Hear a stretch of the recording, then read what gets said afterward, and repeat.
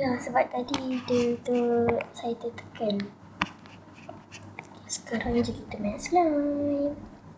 Nampaknya slime ni dia macam ni. Slime ni boleh lah cakap tahan. Tapi dia kalau korang nak jadikan dia fluffy, senang je. Korang tinggal kalau korang nak jadikan dia clear slime, korang letak slime ni dalam bekas. Lepas tu tunggu dalam sehari ataupun 2 hari. Nanti kan jadilah clear slime. Okay, nampak macam dah tak ada warna. Macam dia putih je kan. Okay, tambahkan ni. Tambahkan sikit je tau.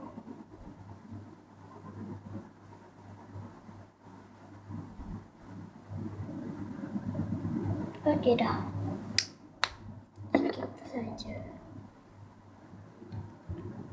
Okay dah, kita kacau balik.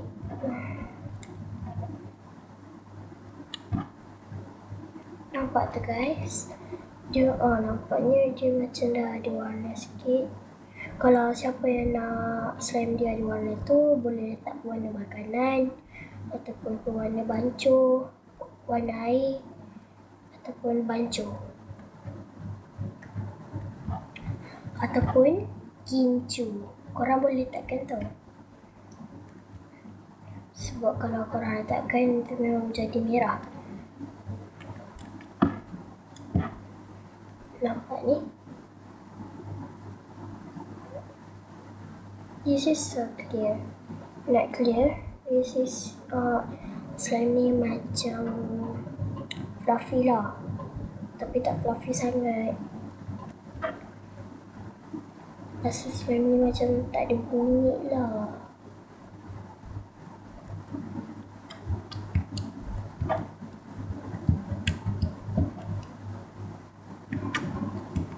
Dia bunyi sikit je. Okay, bye-bye. Jangan lupa subscribe, like and comment. Bye.